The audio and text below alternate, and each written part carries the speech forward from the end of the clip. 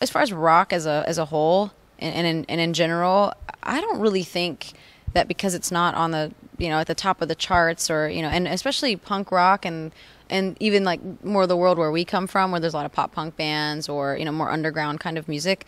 I just don't think that it relies on numbers at all. I mean, it does have to do with people that are coming out to the shows, but it's such a feeling, and I think that half the time the things that are on the charts, somewhere down the line are being inspired by things that are bubbling under the surface and that people won't ever hear. Even Ain't It Fun is like, that's us, and that's a culmination of 10 to 15 years of inspiration that is all across the board, and bands that maybe all the rest of the world doesn't know, but we do, and we were able to somehow make an impact with that years later, and that's what it's about. Well, I actually just recently, I had pre-ordered the Decemberists, and this is kind of coming a little bit away from like rock or whatever, but they're a band that I really love, and I love their new record. There's been so much stuff come out that I'm gonna literally forget all of it, but like I will. But there's a hardcore band that I'm super into right now called Turnstile, and I just missed their show in Nashville, but I'm gonna get to see them again soon.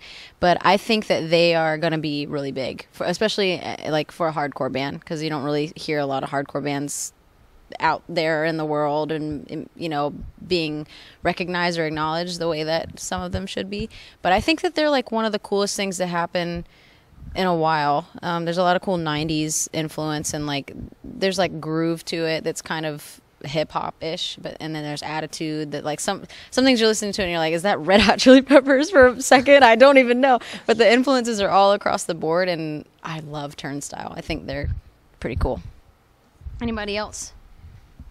Tame Impala, Unknown Mortal Orchestra. Thank you.